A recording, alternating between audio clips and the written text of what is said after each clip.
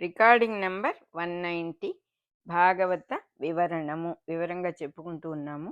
చతుర్థ స్కంధంలో అంటే 4వ స్కంధంలో 2వ భాగం సెకండ్ పార్ట్ వివరంగా చెప్పుకుంటూ ఉన్నాము.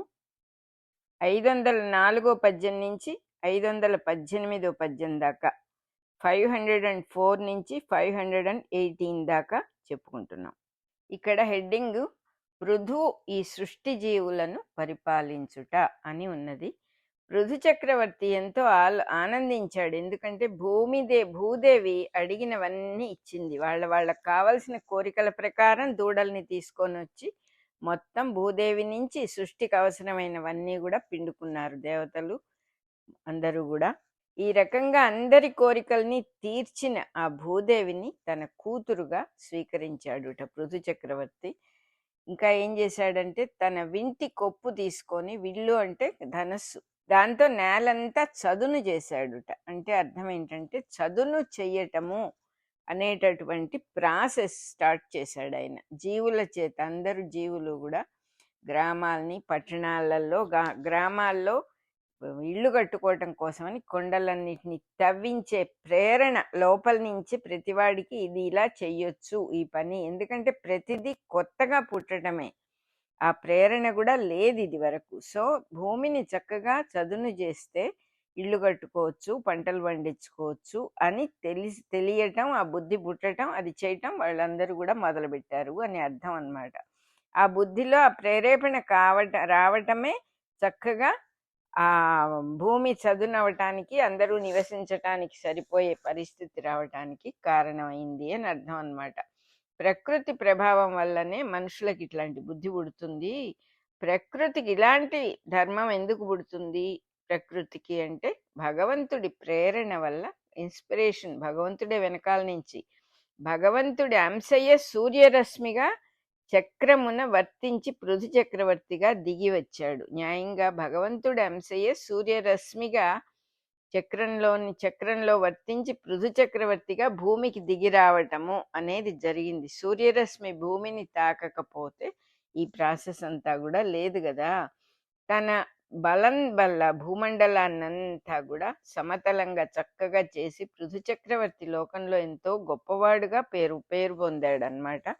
ప్రజలకు తండ్రి అయి జీవన ఉపాధిని కల్పించాడు. ఉపాధి అంటే ఏదో పంటలు పండించుకొని తిని బతకాలి కదా. తండ్రి అనే భావాన్ని కూడా జీవులలో కలిగించేవాడు సూర్యుడు అని జ్యోతిష్ శాస్త్రంలో చక్కగా చెప్పారట. అంటే తండ్రి తల్లి అనేటటువంటి భావాలు గనక లేకపోతే ఏ రకమైన కృతజ్ఞతలు ఒకరి నుంచి ఒకరు తీసుకోవటం అనేవి ఉండవు. కాబట్టి అది కూడా స్టార్ట్ అయిందనమాట. అక్కడక్కడ ఇదివరకు లేని గ్రామాలని, పల్లెల్ని, కోటలను, గిరిపల్లెలను, బోయలుండే గూడాలని, కాపులుండే పల్లెల్ని, కోయలుండే గూడాలని, గొల్లలుండే పల్లెల్ని అన్నిటినీ ఎవరికి వారు చక్కగా నివాసాలుగా, అంటే వాళ్ళు ఉండటానికి వీలుగా ఉండేట్టుగా ఏర్పరచుకున్నారు. ఇలాంటి కన్స్ట్రక్షన్స్ అన్ని, నిర్మాణం అంతా చేసేటప్పుడు సుఖము, సంపద, నిర్భీతి అన్నీ వచ్చేసినాయి వాళ్ళకి. స్థిరపడ్డారు అందరూ కూడా. అందువల్ల ప్రజలకు ఇంత మేలు చేసిన పృథు చక్రవర్తి మహిమ ఎంత గొప్పదో ప్రజలంతా కూడా తెలుసుకున్నారు. అటువంటి రాజ ఋషి అంటున్నారు ఆయన్ని. ఆ రాజర్షి తన ప్రజ్ఞతో 100 అశ్వమేధ యాగాలను చేస్తాను అనుకొని దీక్ష పెట్టుకొని వ్రత నిష్టతో బ్రహ్మావర్తంలో, మనుక్షేత్రంలో, సరస్వతీ నదీ తీరంలో ఆ యజ్ఞాలు చేయటానికి అవసరమైన ఏర్పాట్లన్నీ కూడా చేసుకుంటూ ఉన్నాడు. అతని యజ్ఞంలో అధికమైన యజ్ఞఫలం వచ్చి తనను మించిపోతాడేమో అని ఇంద్రుడికి భయం పట్టుకుంది. సహించలేకపోతూ ఉన్నాడు. అంటే అర్థం ఏంటంటే ఒకరిని మించి ఒకరు ఉండాలి అనే యాటిట్యూడ్ స్టార్ట్ అయింది క్రియేషన్లో. కాంపిటేటివ్ పద్ధతి స్టార్ట్ అయింది అని ఒక అర్థము. అట్లాగే ఇంద్రుడు ఇప్పుడు ఏం చేస్తాడు, తనను మించిపోతాడేమో అనే భయంతో ఇంద్రుడు ఏం చేయబోతున్నాడో అది కూడా చెప్పుకుందాం. ఆ యజ్ఞకర్మలో, ఆ పనిలో, యజ్ఞాని కోసం చేసే పనిలో పృథు చక్రవర్తి తను సాక్షాత్తు లక్ష్మీపతి అయినట్లుగా వ్యాపించిపోయాడు. అంటే లోకాలన్నిటికీ గురువైపోయినాడు, అందరికీ ఆత్మగా ఏర్పడ్డాడు. ఎలా జరుగుతుంది ఇది అంటే ఉన్నవాడు ఒక్కడే అని అనేక సార్లు చెప్పుకున్నాము. పరమాత్మ తానే పృథు చక్రవర్తిగా వచ్చాడు కాబట్టి ఆయనే మళ్ళీ అందరికీ ఆత్మగా ఏర్పడ్డాడు అన్నమాట. బ్రహ్మ, శివుడు మొదలైన వాళ్ళందరి అంశలతో ఆయనే ఉండిపోయాడన్నమాట. దేవతలందరూ కూడా యజ్ఞంలో తనని అనుసరించి తనతో పాటు వచ్చేటట్టుగా చేసుకున్నాడు. గంధర్వులు, మునులు, సిద్ధులు, సాధ్యులు, విద్యాధరులు, అప్సరసలు, దైత్యులు, యక్షులు, దానవులు కూడా, అంటే దైత్యులు వేరు దానవులు వేరు అని కూడా చెప్పారన్నమాట. ఇక్కడ అందరూ కూడా ఆయన యజ్ఞంలో పార్టిసిపేట్ చేసి ఆయన ఎంతో కూడా మెచ్చుకున్నారు. నందుడు, సునందుడు మొదలైన విష్ణు సహచరులు కూడా అతని యజ్ఞాన్ని చూడటానికని వచ్చారు. కపిలుడు, నారదుడు, సనకుడు మొదలైన దివ్య యోగీంద్రులందరూ కూడా వచ్చి ఆయన్ని స్తుతి చేశారు. భగవంతుడి దృష్టిలో భగవంతుడిని పూర్తిగా తెలుసుకుని అంశగా వెలుగొందే స్థితిలోకి వచ్చిన తర్వాత వాళ్ళల్లో ఇంకా మార్పు రాదు. వాళ్ళనే దివ్యులైన యోగీంద్రులు అని అన్నారు. శాశ్వత స్వరూపంతో వాళ్ళు స్థిరపడిపోతారు. ఒకసారి దైవాన్ని తెలుసుకున్న తర్వాత ఇంకా మార్పు చెందే అవసరం లేదు, కింద మీద పడటాలు లేవు. సృష్టి చక్రంలో వాళ్ళందరూ కూడా ఉపదేష్టలుగా ఉంటారు అంటున్నారు. వాళ్ళకి ప్రళయంలో కూడా ఎటువంటి మార్పు నాశము జరగదు. కల్పాంత ప్రళయము అనే రాత్రిపూట కూడా వాళ్ళు నిద్రించకుండా దాగి ఉంటారు. మళ్ళా సృష్టి మొదలైనప్పుడు పని చేయటం మొదలు పెడతారు. ప్రతి కొత్త సృష్టిలోనూ వాళ్ళు మార్గాల్ని ఉపదేశించేవాళ్ళుగా, ముందరుండి మార్గోపదేశకులుగా, మార్గదర్శకులుగా చూపిస్తూ ఉంటారు. ఎలా నడవాలనే దోవని మనకి చూపించేటటువంటి వాళ్ళుగా ఉంటారన్నమాట. ప్రతి కల్పంలో మానవ జాతికి, మొత్తం హ్యుమానిటీకి మొట్టమొదటి గురువులుగా సమస్త విజ్ఞానాన్ని అందజేస్తారు. వాళ్లే సప్తర్షులు, మనువులు, కపిలాది సిద్ధులు, నారదాది దివ్యమునులును. వాళ్ళందరూ భగవంతుడి భావం పొంది మోక్షము అనబడే వ్యామోహాన్ని దాటి స్థిరస్వరూపులైపోతారు. వాళ్లే ఇందులో వర్ణించబడిన వాళ్ళు అని అంటూ ఉన్నారు. వాళ్ళకి ఆ మోక్షాన్ని కూడా ఏదో కావాలి అనేటటువంటి కోరిక పూర్తిగా వదిలేసిన వాళ్ళు అయి ఉంటారు కాబట్టి వాళ్ళు దేన్ని కోరని వ్యామోహం లేని స్థితికి వచ్చారనమాట. అందువల్లనే స్థిర స్వరూపంతో ఉంటారు. అటువంటి వాళ్ళనే ఇక్కడ వర్ణించారనమాట. శ్రీమన్నారాయణమూర్తి ఇట్లాంటి పరమ భాగవతులందరితో కూడా సేవలు అందుకుంటూ యజ్ఞాలన్నీ కూడా తనలోనే భాగాలుగా ఉన్నాయి, వెలుగుతూ ఉండగా నారాయణాంశతో ఉన్నటువంటి పృథు చక్రవర్తికి భూమి, అటువంటి పృథు చక్రవర్తికి, ఆ నారాయణాంశతో ఉన్న పృథు చక్రవర్తికి భూమి హవిస్సులను వర్షించేస్తోంది. ఆవిడ భూదేవి అన్నీ ఇస్తోంది అన్నమాట. సమస్తాన్ని ఆయన ప్రజలకి సమస్తాన్ని అందజేస్తోంది ఆ భూదేవి. జీవుల రూపంలో ఆవిడ వల్ల సమస్త పదార్థాలను కూడా పొంది కోరికలన్నీ తీరినవాడయ్యను అంటున్నారు. ఆయనకి ఏం కోరికలు ఉంటాయి? జీవులకు సంబంధించిన మంచియే ఆయన కోరిక కాబట్టి చెట్లు చిన్నవి పెద్దవి అనే ఆకారాలన్నీ వచ్చినాయి. పూలు, తేనెలు వర్షించటం మొదలుపెట్టినాయి. పూలల్లో తేనె రావటం అనేది మొదలైంది. చెరుకు మొదలైన చెట్లలో అనేక రుచులు, ఎంతో రసంతో కూడి ఒక జ్యూసీగా ఉండేటటువంటి ఓషధులన్నీ కూడా పుట్టినాయి. ఓషధులు అంటే ఆ మొక్క పెరిగిన తర్వాత ఇంకా చనిపోవటమే, ఇంకొకరు వాడుకోవాలంటే ఆ మొక్కకి చనిపోవటమే అన్నమాట. దాన్ని ఓషధి అంటారు. బతికి మళ్ళీ ఇంకా కొంతకాలం ఉండి పూలు పళ్ళు ఇవ్వటము అనే ప్రాసెస్ లేని వాటిని కోసామంటే ఇంకా మొక్క బతకదన్నమాట. అట్లా జీవులకి తమను తాము సమర్పించుకునేటటువంటి అద్భుతమైన త్యాగమూర్తులే ఓషధులు అన్నమాట.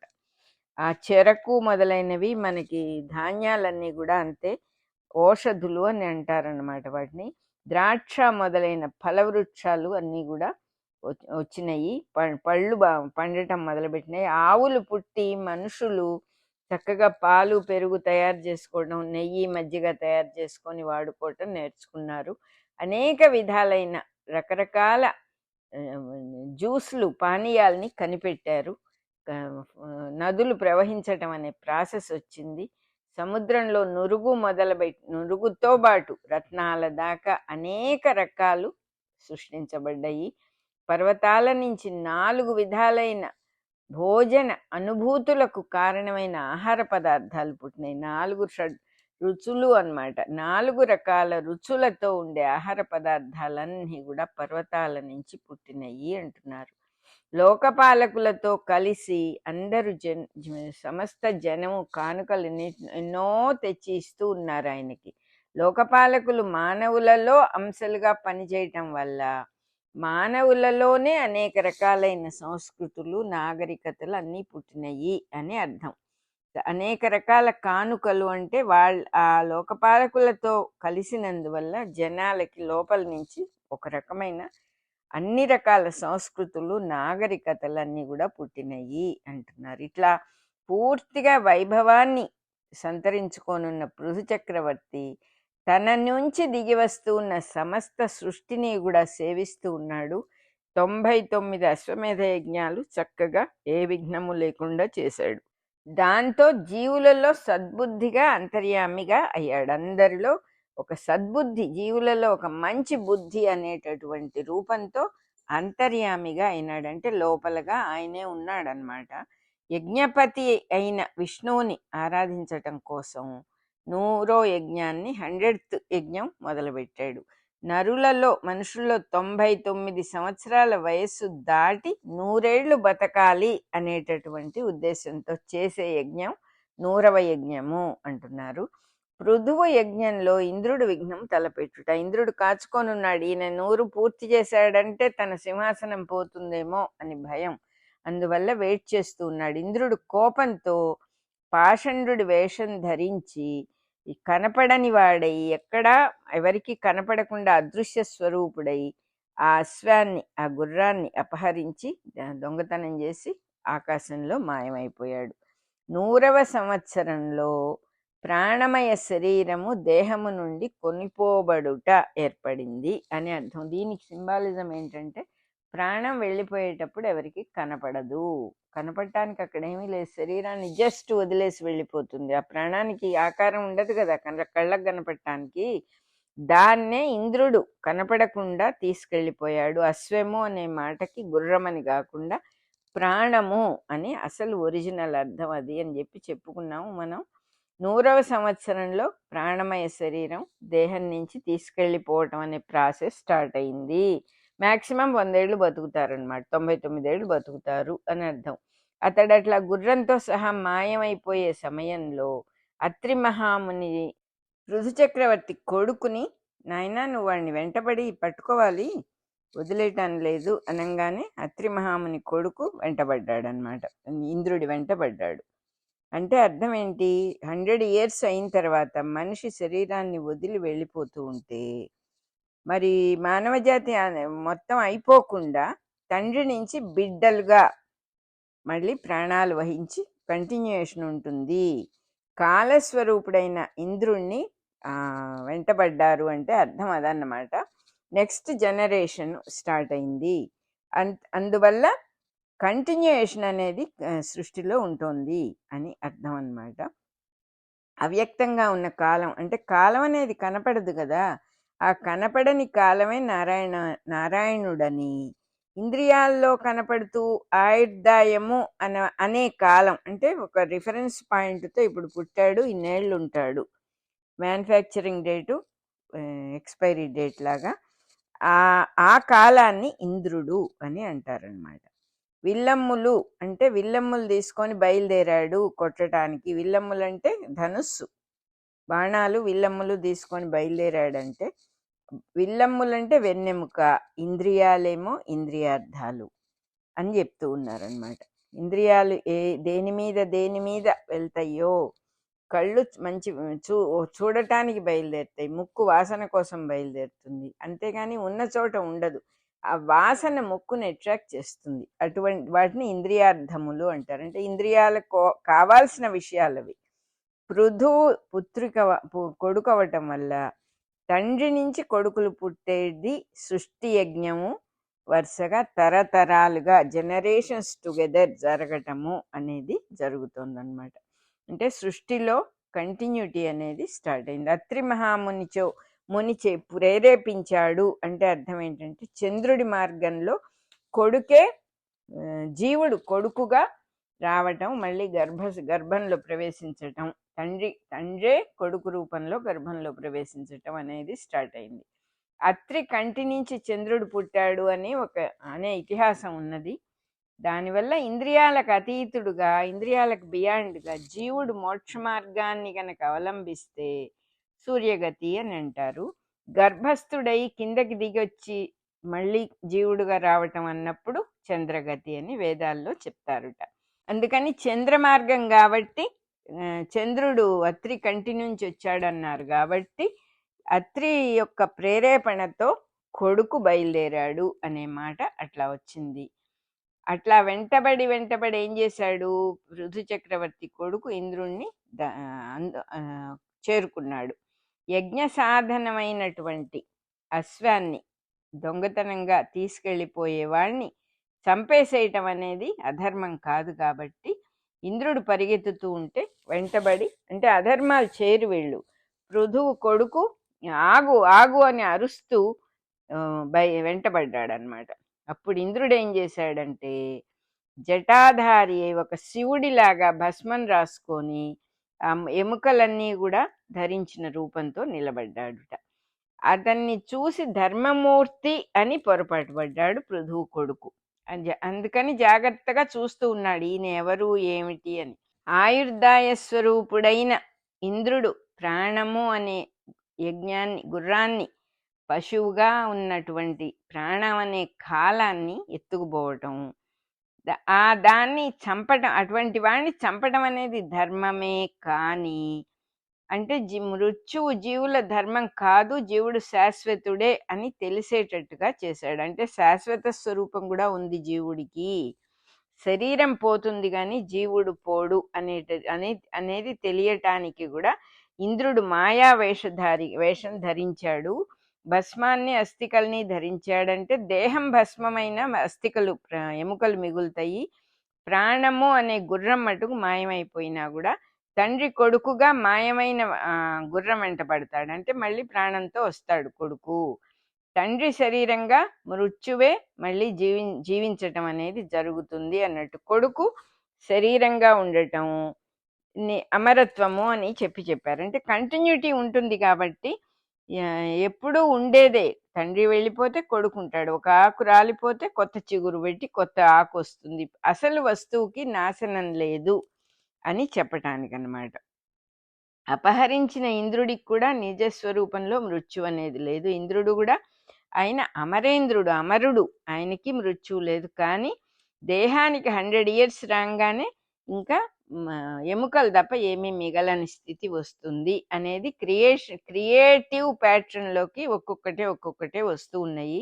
ఇంద్రుడు అనిమిషత్వానికి అధిపతి, నువ్వు అతన్ని జయించు అని 3 సార్లు అత్రి మహర్షి 3 సార్లు చెప్పాడుట. 3 సార్లు ఉచ్చరించటము అంటే అర్థం ఏంటంటే దేహంతో ఉండటం అనే యజ్ఞాన్ని, ఆ యజ్ఞం 100వ యజ్ఞం లేకుండా చేశాడు ఇంద్రుడు. అంటే 99 ఏళ్లే ఆయుర్దాయం. కానీ కొడుకు పుట్టటం, మనవణ్ణి గనక చూసుకున్నాడంటే, కొడుకుని మనవణ్ణి చూసుకున్నాడంటే వాడు పర్మినెంట్ అయినట్టే అని 3వ తరము అనేదన్నమాట. దానికి అర్థం 3 తరాలు ఉంటే ఇంకా మృత్యువుని జయించిన వాడే. దేహాన్ని వదిలినా కూడా ఇతడు కొడుకుని చూసుకుంటాడు, మనవణ్ణి చూసుకుంటాడు కాబట్టి ఏమీ ప్రాబ్లం లేదు, బ్రహ్మవర్చస్సుతోనే ఉంటాడు అనేటటువంటి మాట. తర్వాత అన్నం తినటం అనే స్వర్గంలో అమరత్వాన్ని పొందుతాడు అని వేదం చెప్తూ ఉన్నదిట. అంటే ఈ 3 తరాలు 3 సార్లు ఉచ్చరించటం వల్ల జీవుడు శరీరం ధరించటం, కొడుకుని చూడటం, మనవణ్ణి చూడటమే మొత్తం ప్రాసెస్ అన్నమాట.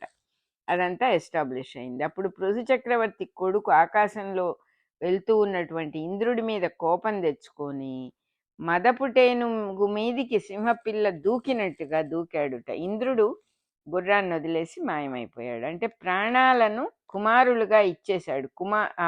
ఇంద్రుడు తీసుకెళ్తూ ఉన్న ప్రాణాన్ని కొడుకుగా ఇచ్చేసేసాడు అనమాట. 100 ఏళ్ళు అవ్వగానే తండ్రేమో భస్మాస్తికల రూపంలో అయిపోయాడు, భస్మమయ్యాడు. కేవలం ఎముకలు మిగిలినాయి. ఇక్కడ ముసలిదైన మదపుటేనుగు అంటే తండ్రి దేహము, సింహపు పిల్ల అంటే కొడుకు శరీరం.